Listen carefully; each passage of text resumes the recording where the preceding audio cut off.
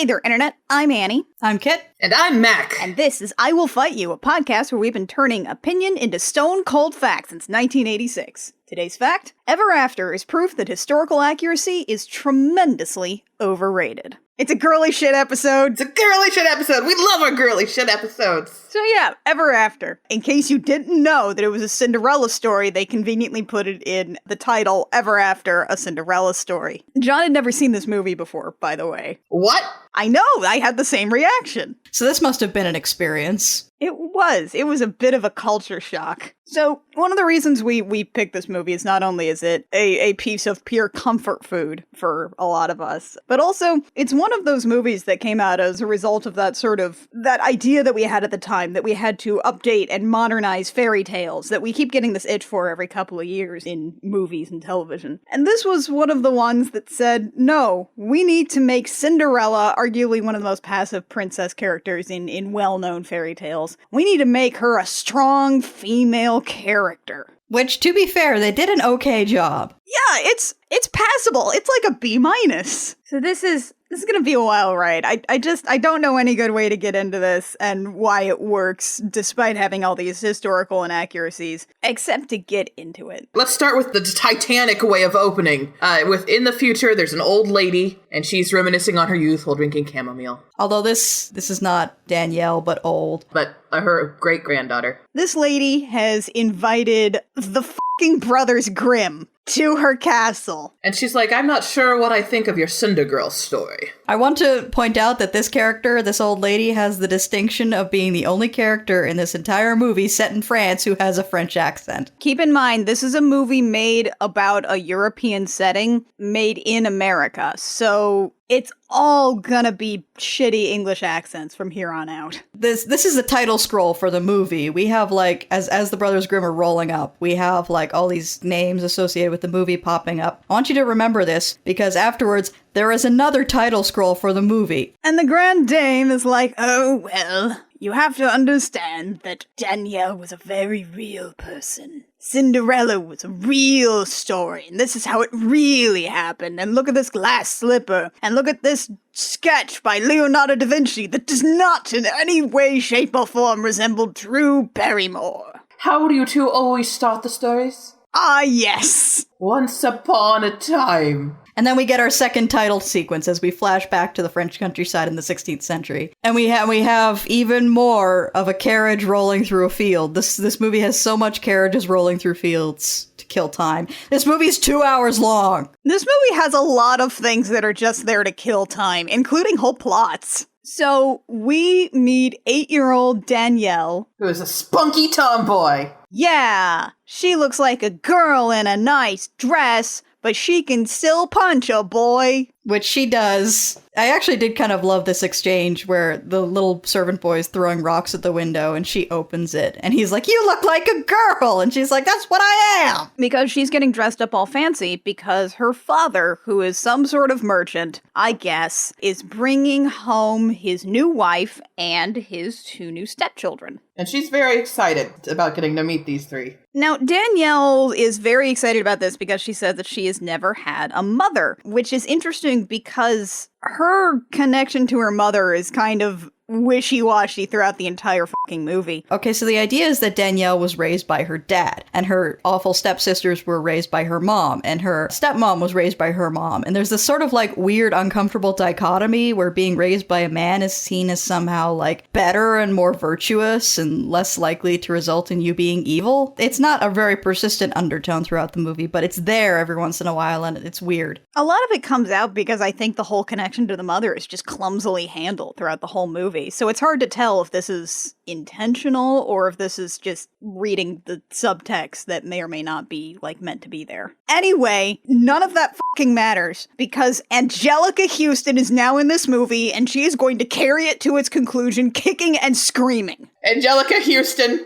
you can act in anything and I'd be happy. Except for the dead, I'm sorry. Why did you have to act in that? The carriage rolls up, and the first one to come out of the carriage is little baby Marguerite, who looks up at the mansion, and never have I seen such shade in the eyes of an 8-year-old. And then there's little 8-year-old Jack, well, I guess like 7-year-old Jacqueline. And then a gnarled hand grabs the side of the carriage, and out comes Angelica fucking Houston, the Morticia Adams of our hearts. She can do more acting with her eyebrows than Drew Barrymore can with her entire body in her entire career. Angelica Houston is basically the Vincent Price in this movie. She's the only real good actor, and she is here to chew the scenery as much as she frickin' can, just so this movie will end, because she knows that it's all riding on her. Like, when you see posters for this movie, or you see newer DVD covers for it, the two top names are Drew Barrymore and Angelica Houston. The love interest doesn't even get anywhere near top billing. I love it. God, Angelica Houston, she's so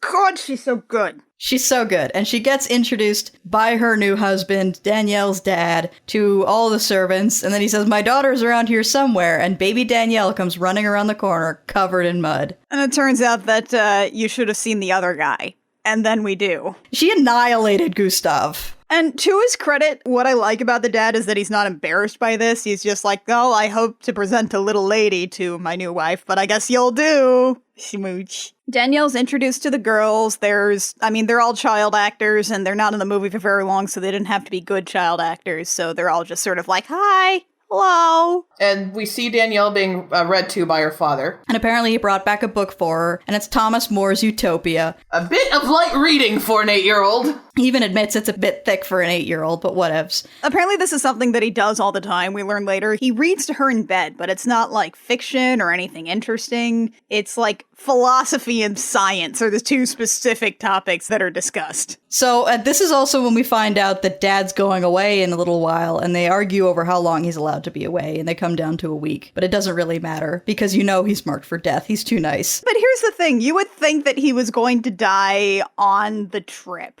No. So we get to the next morning. All the staff is lined up to see him off. He has like a special goodbye for his daughter, and then he leaves on his horse. And he has like a little hand tremor. And at this point, this hand tremor that he has, John's like, oh, if you got a hand tremor at the beginning of Act 1, he's going to be dead by the end of Act 1. And I'm like, the end! He's gonna be dead in 2 minutes! He rides off. Angelica Houston sends her daughters back inside and herself. And young Drew Barrymore's like, no, he always waves at the gate. It's tradition. And Angelica Houston's like, pfft. And she heads inside. Drew Barrymore, meanwhile, runs to the side and is sitting there watching. He puts up his hand to wave, and then, I found this out by sheer happenstance, 10 minutes on the dot.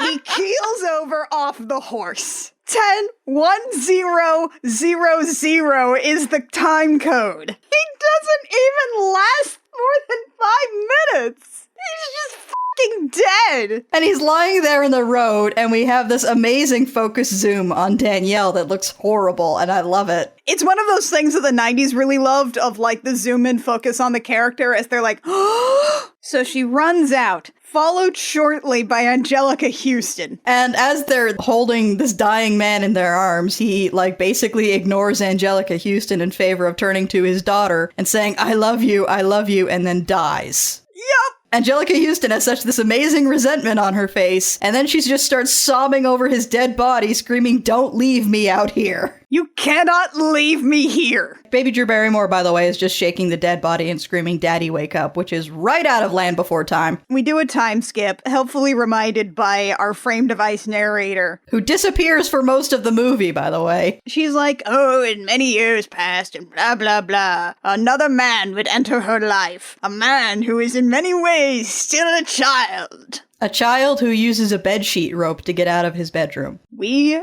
meet Prince Henry. Real person, by the way, married one of the Medici family and died in his 40s from a sword wound while fencing practice. This is why when women fenced, they would fence topless so that like bits of their shirt wouldn't get stuck in the wound and fester. Incidentally, I'm sad there's no topless fencing in this movie. Prince Henry is escaping out of the castle as his parents, the king and queen, march in and are like, "You're gonna get married in an arranged marriage, and that's the final word." Oh, you're not here. He's like in his 20s. I do not recognize this actor from anywhere. I do not know who is playing the prince. The way he wears his clothes, the way his hair is styled, he just looks like a live-action version of Derek from Swan Princess. We cut from the prince running away to Danielle lying on the floor of the kitchen in front of the fireplace, holding the book that her dad gave her before he died. Get it? She's covered in cinders from the fire! Now she wakes up, goes to do her friggin' chores or whatever. She's collecting apples and she hears horses in the distance, and she's like, oh crap. And then someone comes riding by on what is identified as her father's horse. That is an old horse. So she picks up some of her apples and just starts flinging them at the rider and screaming about how he's stealing her father's horse. She beans him right between the eyes. This is their meet cute, by the way. This is the prince. This is the thing that you have to have in all modern Cinderella adaptations, which is the princess and the prince meet by circumstance outside of the castle grounds. So anyway, the prince gets beaned, falls off the horse, throws back his hood, and Danielle immediately recognizes him and goes, oh god, I'm gonna die. I just attacked the prince. Oh my god, treason. She's like, please, we have other horses. I know I'm going to die. And he's like, you know what?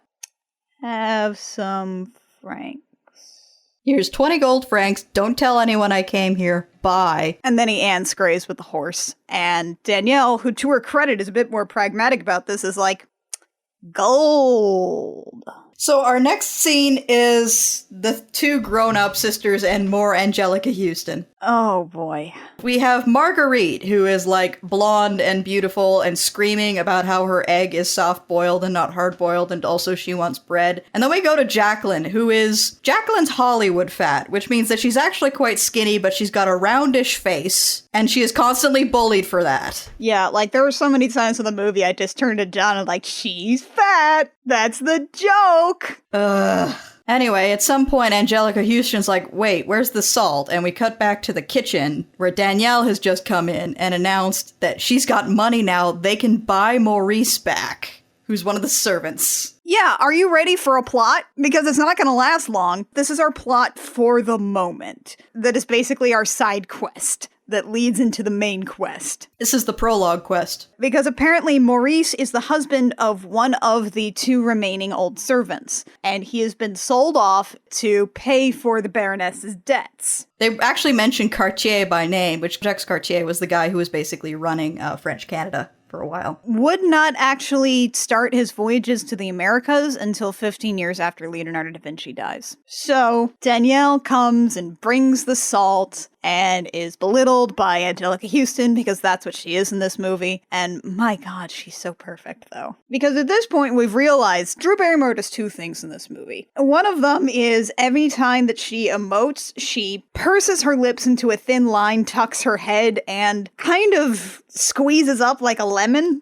John described Drew Barrymore's face in this movie whenever she's emoting is like a mummy doing a velociraptor impersonation. Yeah, she's also making an attempt at an English accent sometimes. And that's what I think is why she doesn't emote much in this movie, aside to do that like weird lemon thing, which only happens once in a while, because I think most of her mental processes, she's focusing really hard on doing that British accent and keeping it steady. It's basically Kevin Costner's accent from the Robin Hood movie. Really, it's unfair to put her in the same room with Angelica Houston. And we get some hilarious textbook emotional abuse. If there's one thing this movie does well, it makes Angelica Houston this really uncomfortable and believable emotional abuser. Anyway, we cut from that to a bunch of bandits attacking Leonardo da Vinci. I say bandits.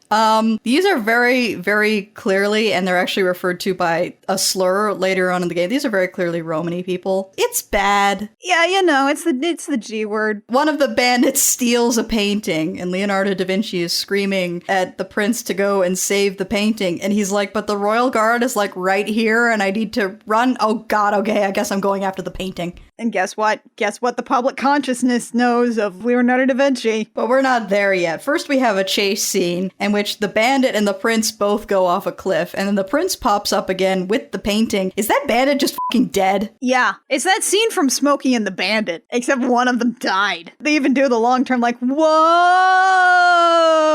fall into the river. Anyway, he brings the painting back to Leonardo da Vinci and says, I hope this was worth it. And Leonardo says, a woman always is, as though he was not one of history's most prominent homosexuals. Yeah. This movie just kind of politely ignores that. I feel like the director of this movie should have just rolled in afterwards on, like, 1998 Twitter and been like, oh, by the way, Leonardo's gay. Where's my GLAAD award? I'm a revolutionary. Looking at you, J.K. Rowling. He unrolls it and it's the Mona Lisa. Which, it doesn't work. It's painted on wood and it's super small. You know what it looks like. It's fine. Leonardo da Vinci is been invited here by the King of France, and he's gonna die in 3 years. It's fine. Oh, and also, I believe this is the scene where we discovered that Prince Henry, because the royal guard is caught up with him, has a fat friend. Yep, so you know what's gonna happen. I mean, if Prince Henry is Derek, then this guy is Brom. And we go to our stock nerdy girl dresses up nice sequence. Because Danielle is here, she has decided, and we're told this over the course of this conversation, because this movie is trying to wrap up this particular plot line very, very quickly. So we can get onto the romancing. Danielle is going to use those 20 gold francs to do what she says. She's going to free Maurice, Belle's father. She's going to free Belle's father from Tony J, who's imprisoned him until Belle marries Gaston. No, sorry, wrong French story. No, she's going to dress up like a courtier in order to just get into the palace and negotiate the payment for Maurice to bring him back home. We also have that scene where she comes up from behind the screen and says, don't you dare laugh. And the boy's like, oh, but you look beautiful, but we have to do something with your hair. Anyway, we cut to the prince rolling up to the house and returning the horse. And Angelica Houston immediately rushes her daughters out to be like, this is Marguerite, here's all her titles, here's how important she is, and Jacqueline's here. They both burst out of the door at the same time. Like, there's an explosion of dresses. So the prince dips, and we cut to Danielle running up to the palace on foot. In a big fancy dress? Okay, so the royal palace is apparently within jogging distance of this awful country house that the Baroness hates. These two buildings are absurdly close to each other. Like, it's not like you've been sent out into the wilderness. You are literally like a couple of hours from the palace. You're fine. But it's not big city Paris. Danielle sees this cart with Maurice in it. It's like one of those really awful, like, shit-caked prison carts that Maurice is in, and he's about to be dragged off and sent to the Americas. It's very convenient. He's just loaded into the cart as she watches. Yeah, and she just runs up in front of the horse, stops it, and yells, I'm gonna buy that man for 20 francs. And the driver's like, lol, no. And then she starts yelling at him. He starts yelling at her. And who wanders up but the prince? He's like, why are you yelling at a lady? And this is where we find out that Danielle is the 16th century version of that girl in a YA novel who's different and special because she reads literature. Remember when we said that Danielle's characterization is kind of a solid B-? How come Danielle is not a noble? Because her mom is a lady. Her mom was apparently noble. Her dad had an estate. Which implies that he is at least a baron. Why is she a commoner? None of this makes sense. The important thing is there's drama because Danielle is extremely technically not a noble. She probably at least has enough status to be a courtier. So Danielle and the prince start yelling at each other. Danielle quotes Utopia at him about creating thieves and then punishing them. The prince is like, fine, let the old guy go. Which, looking at this guy, he's like 100 years old. How much work was Cartier expecting to get out of this guy? So anyway, after like the old guy is freed and she's like, meet me by the gate, and then says, oh, prepare the horses, and then she starts trying to escape the prince and he keeps following her. He's like, but you read a book. I have read a book. How do you read books? You're so different from all other girls. What's your name? She's like, nope. Nope. Fine, here's my mother's name. Bye. I'm staying with a cousin. Bye. She just vanishes. She Batmans out. Yeah, we go back through the state at this point, and Angelica and Marguerite are like, how come you weren't here? We had no idea the prince was stopping by. You did some wrong. You should have told us that he stole the horse. And how dare you? We've struggled to make a good impression, but Marguerite managed to pull through. Yeah, because she's like, I may have hit him with an apple. Just really nailed him right in the head. It was kind of awesome. And then Maurice shows up, and Angelica Houston's like, what are you doing here? And he's like, I worked off your debt. I mean, my debt. And she's like, well, fine, and like leaves. And that's the end of that scene. Yeah, there is a really cute bit where she comes home and Maurice comes with her and like his wife, one of the old ladies, sees him and like just sort of starts crying and laughing and runs up to embrace him. And Danielle apparently just put a lemon in her mouth because she just sort of does that weird shrinking thing again. It is pretty cute. It would be so much better if the scene weren't only here to establish how good and pure Danielle is. Yup. Anyway, we go to the prince arguing with his parents over whether he should marry this like Spanish princess that they've arranged for him. It begged Leonardo da Vinci to convince his father and bring him into the 16th century so that he wouldn't have to have an arranged marriage and not marry for love. Oh, there's so much to unpack there. This does lead to the best exchange in the entire movie, which is the king says, you'll do what I tell you to, or I'll strike at you however I can. And the prince is like, yeah, by doing what? And the king's like, I will simply deny you the crown and live forever. It's a good read. It's a really good read. So they come to the conclusion that they will postpone the Spanish engagement thing For 5 days. They'll hold a ball in Leonardo da Vinci's honor, and at midnight that night, the prince has to announce his engagement to somebody. And it's a mask, by the way, for no good reason. So that Drew Barrymore can wear butterfly wings later. And then the queen has another amazing line, which is, choose wisely, dear. Divorce is only something they do in England. Aww. So Angelica Houston has this really awkward, flirtatious conversation with, like, the Nazi scientist from Captain America, who ends up in the TV. Oh, that's who that is. Yeah, where she learns about the ball and, like, the prince's agenda and stuff. She pays him off for information, but she also, like, he wants to f her. It's awkward. He gets a boner in every single scene he's in. Let's skip past most of this and go straight to the bees, shall we? Let's go to the beasts. Oh my god. Okay,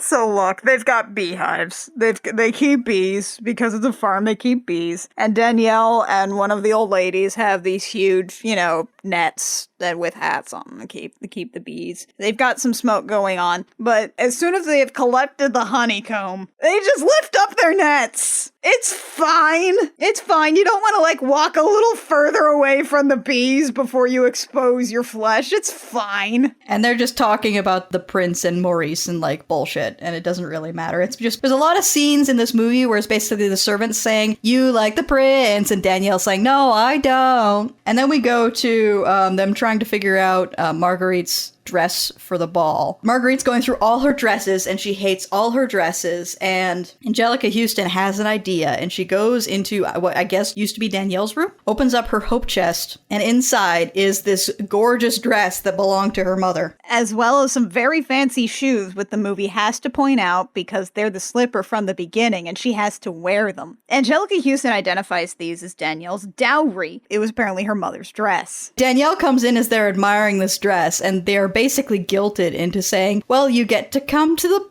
ball, dear. And because this is an emotionally abusive relationship, Danielle's immediately like, oh, thank you. And it's really uncomfortable. But at least to her credit, Jacqueline is disgusted with this, throws down the shoes, marches out, and they're like, She doesn't want you to go. which you'd think would be followed up on, but it's not. And then we have more evidence that this nowhere country estate is ludicrously close to the royal palace when we have Leonardo da Vinci and Henry goofing around by the river and testing boat shoes. Yeah, real fucking boat shoes. Shoes that are boats. Meanwhile, Danielle is out truffle hunting with their pig, who is a very cute pig. And she decides to go for a swim fully clothed. Her hands are mildly dirty, so she's like, yep, fully clothed swim. This is a good idea I have. And there's actually a really great sequence where she's swimming on her back, and it's ephemeral and beautiful, and then you see Leonardo da Vinci clomping across the water in his boat shoes. He's like, oh, looks like rain today. And she screams, because of course. She gets brought ashore. She meets Leonardo da Vinci, vaguely in passing, but most importantly, Henry is there, and he gives her his cloak because he has spent the whole scene being like, what if you don't know who the one is? Or what what if God makes you and you're struck by lightning and two people, and can I have two wives? He's having a meltdown on LiveJournal. And there's this flirtatious moment, and they basically bicker at each other, which is how you know it's true love. He tells her that he's playing tennis with some dude tomorrow and she should come. At that point, the stepsisters come looking for her, and she's like, oh, I gotta go, and like runs. And he doesn't think it's weird. Well, he does think it's weird, but he doesn't think it's that weird. He's just like, why does she keep doing that? Why does this woman I keep harassing keep running away from me? I should pursue her more. Anyway, then my next note here says aggressive codpiece tennis. This tennis match has a lot of really aggressive codpieces. It also has a bunch of really aggressive women stuffing handkerchiefs into the prince's outfit, so he has to give them back to them later. Yeah, they are ready to rip his body apart. He falls through, like, the fence into the audience, and they are just, like, pawing at him. They are thirsty. Anyway, Marguerite picks up the ball and hands it to him, and there's, like, this weird sexual tension moment between them. Yeah, it's not ever really clear whether, like, there's actually some kind of sexual interest between them, or if that's something that she's just, like, really hot and heavy for. Every time she does something sexual, he just kind of has this dumbfounded look on his face. I don't know what's going on inside his head for these scenes. Question marks, alarms. And then we go to the palace market, and we have some stock evil dudes rolling up to Danielle's booth at the market. And the important thing to realize is that the guy at the front of these, who is going to sleaze all over Danielle in this scene, thing one is called Monsieur Lepew. Oh, it's better. His full name, Pierre Lepew. They had the cojones to name this blatantly evil character who has no point in the plot, assigned to be a minor roadblock. They named him Pierre Lepew. And thing two is I recognize this actor from the Dungeons and Dragons movie where he played the King of Thieves. I have a better one for you. Oh no. Are you ready for this? I'm ready. Pierre Lepew, played by Richard O'Brien. Oh my god. Who performed in Rocky Horror as Riff Raff. That's where I know him from. Holy shit. Oh my god! Riff Raff's here, you guys. Oh, I'm so glad I could give that to you. Oh my god, I did not realize. I was just like clicking around like this dude was like such a weird character actor. I had to figure this out, but no. It's Riff Raff. This is him just chewing the scenery as hard as he can. In this one, he is aggressively heterosexual. He's heterosexual to a point where it's almost gay. And at one point he says, I may be twice your age, but I'm well endowed. And it's like, ew. Ew, ew, ew. Like someone just from off camera. It's his penis! Endowed! It means his penis! Anyway, after Pierre Lepew, oh my god, I'm never gonna get over that name. After Pierre Lepew dips, the prince comes by the booth, and the servants see him first and go, and then he turns to Danielle, and she goes, and throws a chicken in his face, and runs. He is hanging out in the market with Marguerite, I guess, because she really wants to f him. I don't know why he has any attachment to her aside from being the other romance interest in the plot. And he also feeds her this cool, kicky new invention from Spain called chocolate. Yeah, Spain. That's where that's from. Technically, Spain was the ones who brought it to Europe in like 200 years because they kind of kept chocolate to themselves forever. And it was all liquid. That scene's just kind of over afterwards. Yeah, they're just like, is there a third servant? Drew Barrymore, perhaps? And like, no. No, just the chicken. So we go to Danielle brushing Angelica Houston's hair. Danielle talks about how she wishes she knew what her mother looked like, and Angelica Houston is like, I see so much of your father in you. Sometimes I can see him looking up from behind your eyes, you know, because your features are so masculine. It's almost a little GLaDOS. It's wow. It's another one of those emotional abuse scenes that's like, wow. And that's also where she mentions that her mother was also emotionally abusive and manipulative. And then Danielle asks, like, did you love my father? And she's like, didn't really know him. I go away. I want to be alone now. And then we go to the servants finding a kite in a tree. We go quickly from that to Danielle flying said kite in a completely different location. Out in a field with a bunch of haystacks. I guess this is from Leonardo da Vinci. I guess this kite just ended up here. Danielle's talking about how she doesn't like the prince. Nuh-uh, I don't like him. Hey, check out this rad kite. And then Gustav, who's painting, is like, well, here comes the prince now. Maybe you can tell him how much you don't like him. And she hides behind a haystack with the kite still clearly visible. Hey, what's up? Do you know where Danielle is? Except I don't know what her real name is. And it's like, I don't.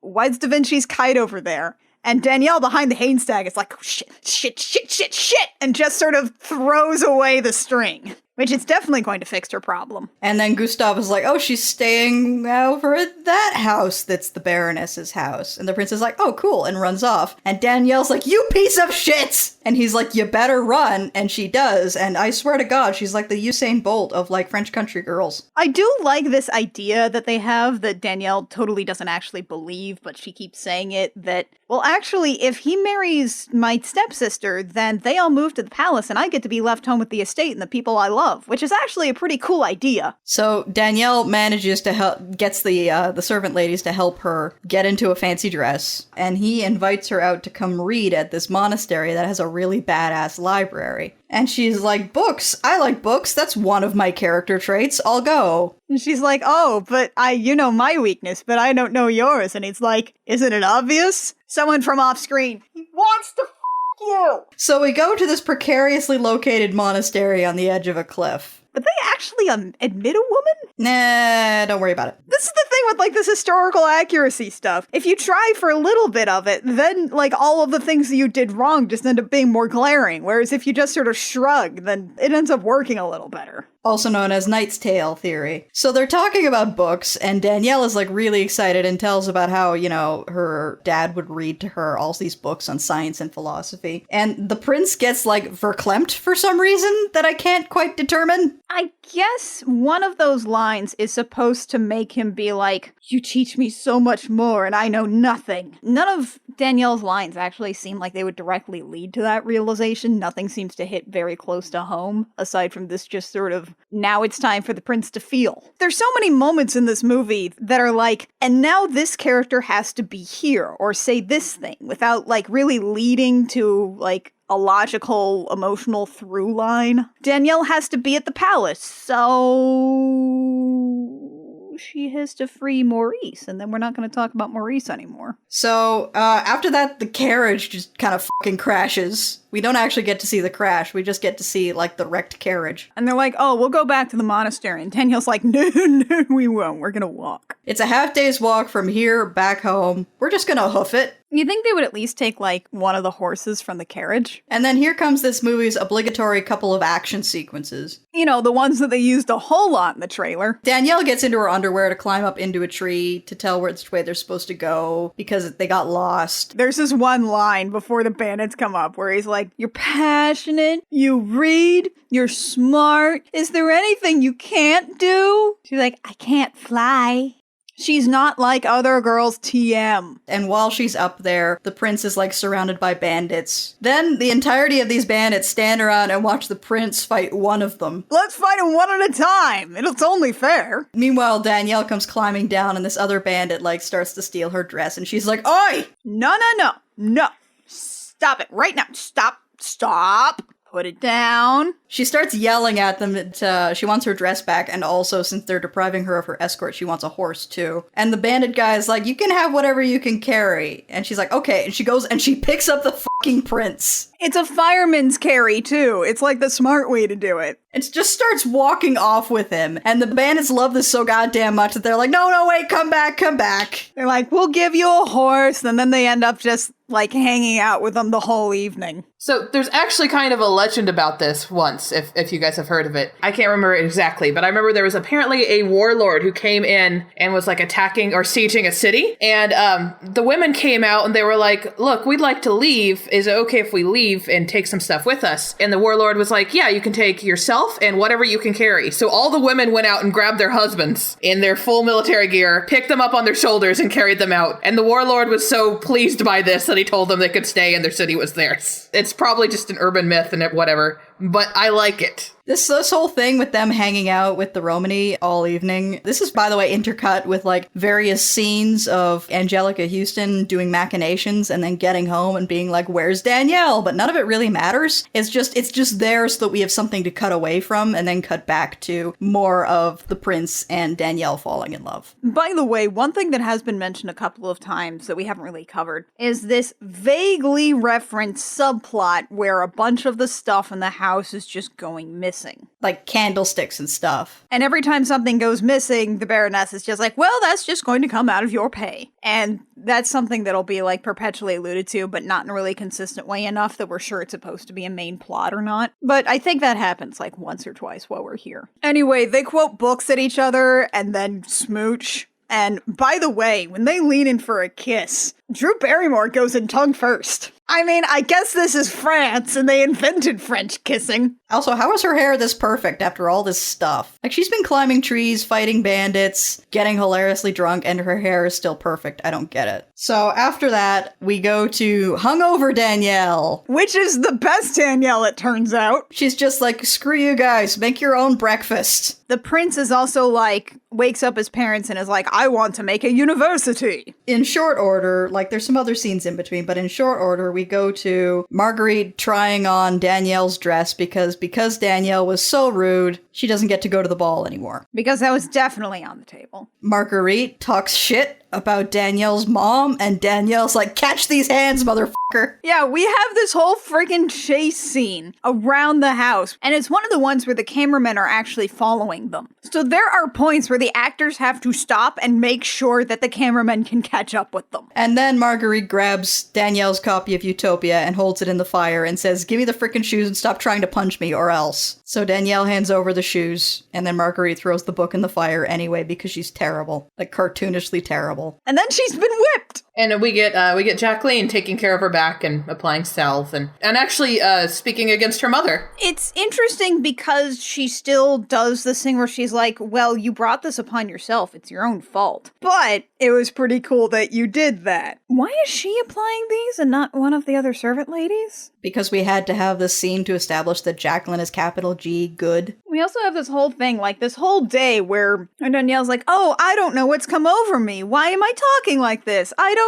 know. Again, this is like, well, Danielle has to be this now. But we didn't really give her a reason or like change her character at all. She just has to say these words now. And now for something completely different, in which Marguerite is having tea with the queen and has the most epic shiner, which she claims was as a result of her saving a baby from a carriage. Okay, this scene is actually real good. First off, because of that complete nonsense.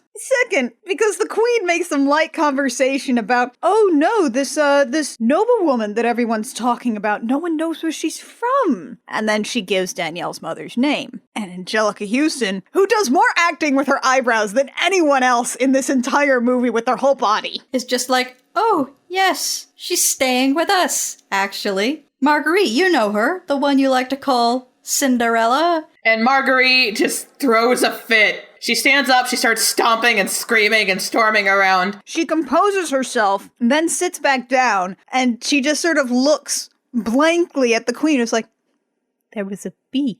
Which is actually really good. So then we go to Danielle and the prince meeting up in like these ruins that he likes to hang out in because he's like hashtag deep. Oh my god. It's like, oh, I grew up among these trees and blah, blah, blah. And Danielle is so very obviously sore, you know, from having her back whipped. He also was like, I have a purpose now, and it's this idea I came up with a couple hours ago. It's now my purpose in life to make this university. And my eyes keep going to his, like, codpiece with rings in it, I think. Like, every single shot just emphasizes the codpiece, and it starts to disturb me. Also, the prince has apparently not slept in over 24 hours because all good decisions are made when sleep deprived. And Danielle's like, yeah, oh, geez, like, I should probably tell you something, and I've had, like, and the prince is like, whatever, shut up, listen to me talk about you. I love you so much, and, like, something significant's gonna happen tonight, but I'm not gonna tell you what. You're amazing. And Danielle's like, I don't want this to be happening right now. And also he tries to like kiss her and grabs her bag and she's like, ouchies, and pulls away. And she's like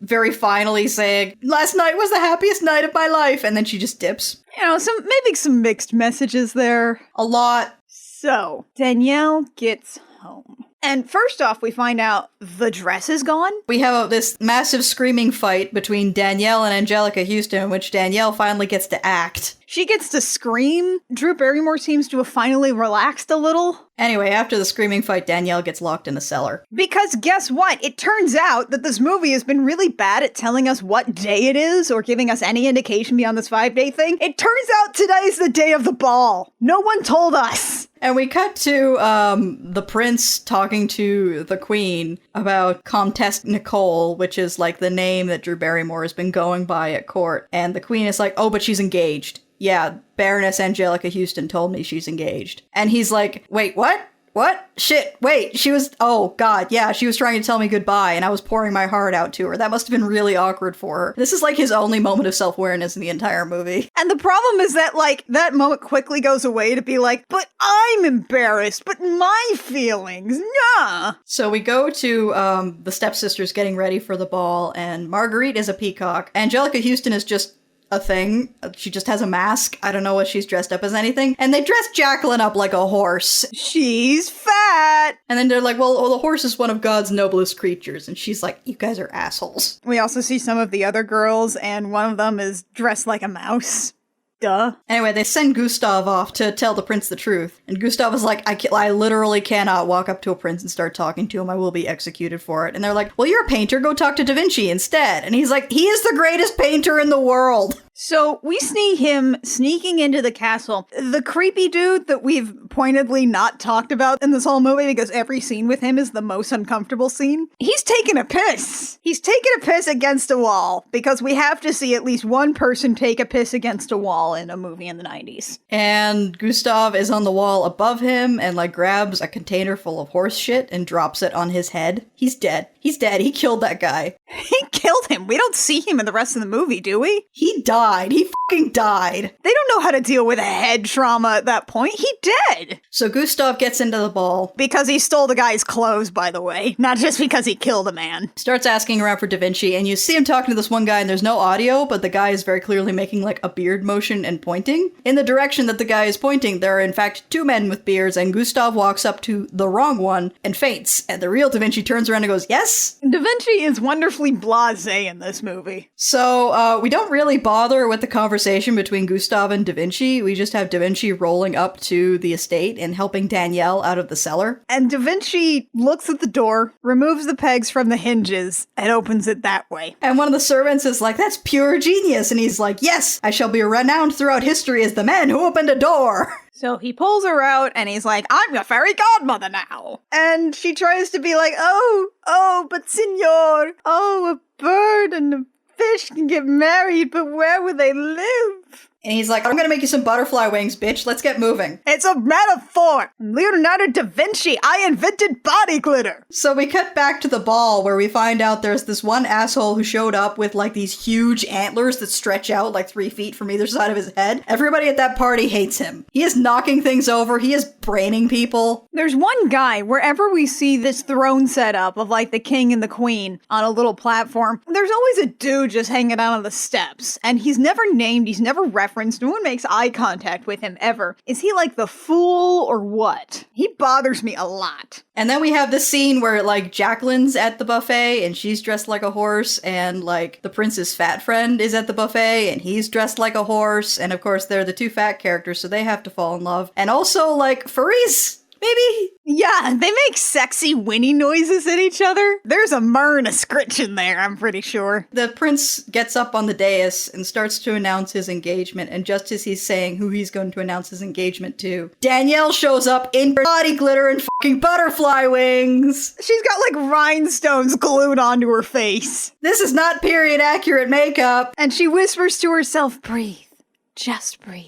Which is the thing that they use in all the trailers. So the prince immediately runs up. Actually scrambles, like unceremoniously, just like shoves people away and practically trips as he runs over to her. He's like, I thought you were engaged. She's like, I'm not engaged. The queen was misinformed. And he's like, oh, cool. I'm not going to let you explain anything else in order to create artificial drama later on in the movie. And by later on in the movie, I mean in like 2 minutes. I would like to explain myself. Nope. So he leads her up. He doesn't even get to like make a speech about who he's engaged to. And there's no like, stop! There's none of that. It's just straight up, because this movie needs to get to all the beats as fast as possible. Halfway to the freaking king and queen, in comes a furious Angelica Houston. Who straight up rips one of her wings off. It's a metaphor! And Angelica Houston's just like, this isn't a noble woman, this is straight up one of my servant girls and or my stepdaughter. She lied to you the entire time. Aren't you angry about that? And the prince is like, yeah, I am angry about that, despite the fact that she was clearly trying to explain something to me earlier and I ignored her completely. She lied to me! My feelings! This is like that time that woman put on makeup and looked different. How dare she seduce me to try to get my seed? So yeah, this goes about as badly as it possibly could. Right up to her, like, calling him Henry and him saying, you will address me as your highness. You are a commoner. I hate you. And she just, like, runs off crying. Oh yeah, it's pretty great. The pacing in Cinderella movies is always really f***ing weird because the thing that should be the start of the third act, which is to say the ball, instead has to happen at the middle of the movie to leave room for, like, all of the post-ball shenanigans. So, like, she breaks into tears and runs away, and no one's pursuing her. No one's pursuing her, but she trips, falls,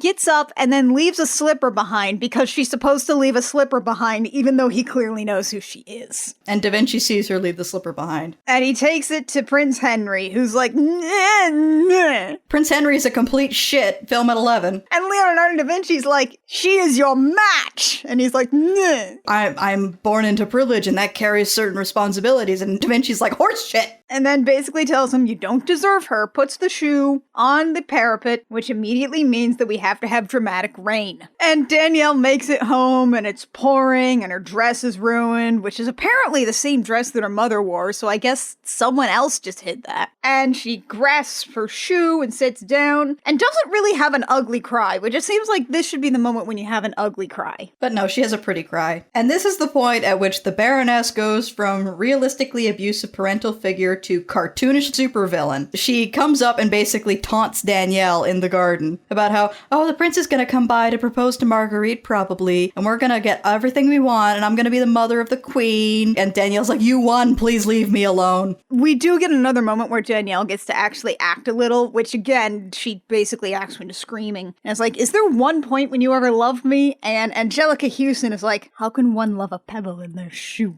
Ow! So, Riff Raff is here. And apparently he's returning all the stuff that Angelica Houston stole from the house, which, yes, this was all Angelica Houston selling stuff, and then yelling at the servants for stuff being gone. Why, though? Doesn't matter, because Riff Raff has returned all this stuff in exchange for Danielle. Yep.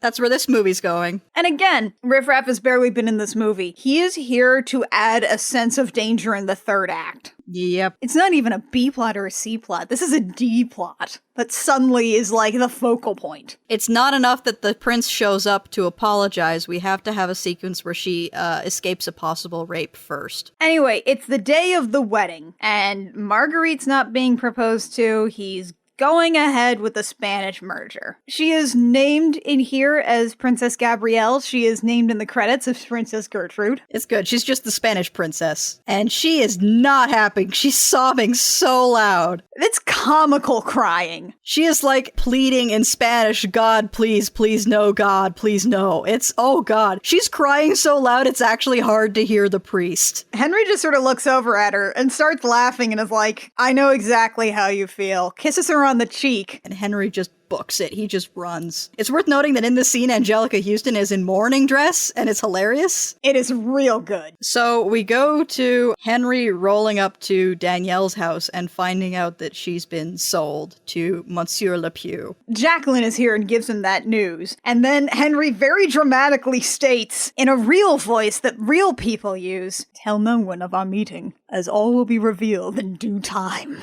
This is basically Henry planning the most epic prank of all time. And then we go to Danielle at Monsieur Le Pew's house, and oh boy. She is actually chained. I don't think we ever actually see the chain, but there's definitely the Foley of one. He just starts doing that thing where he creepily feels and then smells her hair. I want to point out that the touching and the sniffing of hair is a signature move of this actor's, because he did it in the Dungeons & Dragons movie too.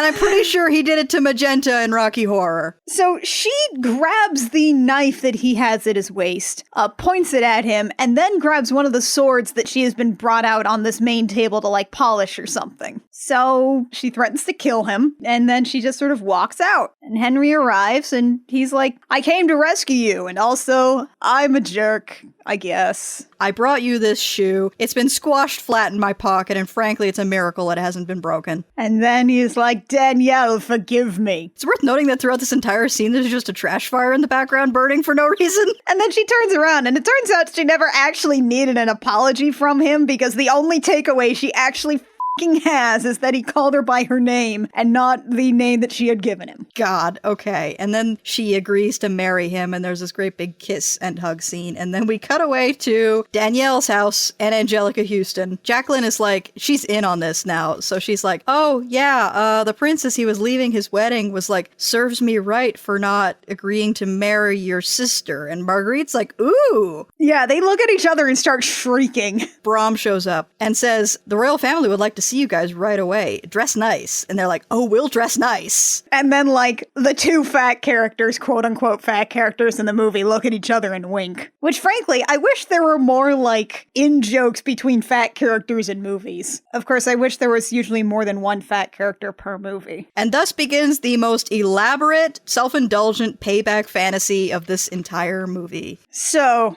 they arrive. The whole court is in session, like, all the courtiers are here. Which is surprisingly small, by the way. Yeah, it's a teeny tiny room. They knew the set was going to be in the movie for 2 minutes, so they didn't put much effort into it. And they, like, glide into the room. Angelica Houston might literally be gliding. It's incredible. And the king's like, did you or did you not lie to the queen's face? And she's like, oh shit. I would do anything for the love of my daughter? And Marguerite's like, I'm gonna turn on you now. Oh man, Marguerite just starts shrieking. It's like the most shrill thing ever, and it's really, really good. And they start fighting. And then the king turns to Jacqueline and is like, are they always like this? And Jacqueline's like, sometimes they're worse. And so Angelica Houston and Marguerite are sentenced to transportation unless someone will speak up for them. And then we go through the entire court and everybody's staying completely silent. And oh man, Angelica Houston's like, lots of phrases absent today. When Danielle, from behind Angelica Houston, says, I will speak for her. They've been secret married because the prince is like, let me introduce you to my wife. It's weird that this movie doesn't have a wedding scene in it. They secretly got married behind the scenes. I guess they had everybody gathered for that wedding anyway, so they just kind of kept them around. Oh man, it's a real pretty look though, you guys. It's a pretty dress. She's got a crown and everything. It's a good look. This is the speech that every single bullied girl wishes she could give to her bullies. She's dangling like this incredible power she has over Angelica Houston. It says, from this day forward, I will not think of you ever again, but you will think of me every remaining day of your life. And Angelica Houston's like, and how many would that be? She's canny enough to be like, how long am I going to live? And they are sentenced to work in the palace laundry. Daniela's like, afford her the same courtesy she showed me. And then both Marguerite and Angelica Houston bicker and argue in the laundromat. They're hit with laundry, and then they both fall into a gigantic vat of indigo. They probably just ruined that, right? Yeah, and indigo's the most expensive, so congratulations, ladies. Go to Da Vinci revealing his sketch of Danielle that also immediately looks 300 years old. Even the prince is like, that doesn't look like her at all. Ha ha ha ha. It's almost like we didn't think about this. And then there's like some schmoopy stuff about how Danielle's life is so much better and blah, blah, blah, blah. You're blah. supposed to be charming, and we're supposed to live happily ever after. And then we get our last line of the movie, which is from our narrator, you know, the one from the beginning. It's understandable if you've forgotten she exists. And while they did live happily ever after, the important thing is that she lived. And then we have a 90s power ballad song that lasts the entire duration of the credits. So yeah, that was Ever After. A movie that is not historically accurate in the slightest. And yet, it's a feel-good movie. It's a comfort food movie. It's a catharsis for every little girl who has, like, ever been bullied by someone in their life. The idea that you can still be loved and find love and get back at your bullies in the most hilariously elaborate way possible. Which is probably like the whole point of sort of the staying power of the Cinderella narrative, right? That you can be put upon but still be valued and find love and be better than the people that bullied you. And you can also still totally enact your revenge fantasies really brutally. And that a whole country will be behind you. Okay, so clearly this movie has a lot of things that it didn't quite put together in the right order. It's a little sloppy, it's a little shoddy.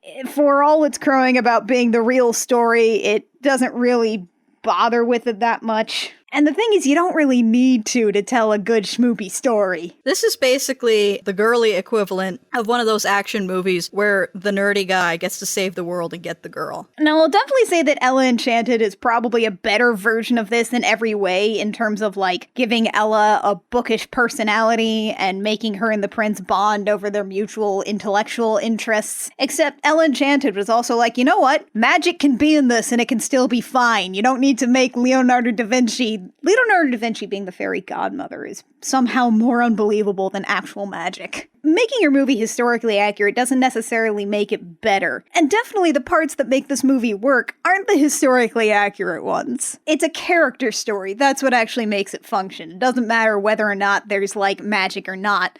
Unless it's Ella Enchanted the movie, in which case... I love the book. The movie. I like both, but for different reasons. But I also like trash. I Will Fight You comes out just about every 6 weeks on iTunes, Podbean, Stitcher, and YouTube. You can also find us on Twitter and Tumblr at GemJamCast and thegemjam.tumblr.com, which is our main podcast where we talk about Gem and the holograms, which you probably know us from, but there you go. It's a good podcast. You should check it out. If you want to support us financially, you can find us at patreon.com/thegemjam. For a couple bucks a month, you can support both I Will Fight You and the Gem Jam, as well as our other upcoming projects. In the meantime, though, you can catch I Will Fight You next time, where we will be talking about Kingdom Hearts with our first guest from the show, a friend of mine, Shannon Maynor. She's also going to be on another podcast talking about Kingdom Hearts full-time. We'll plug that more when it comes to it. So join us next time, where our fact will be explaining Kingdom Hearts requires outsourcing. And until next time, dear listeners, I'm Annie. I'm Kit. And I'm Mac. And we have fought you.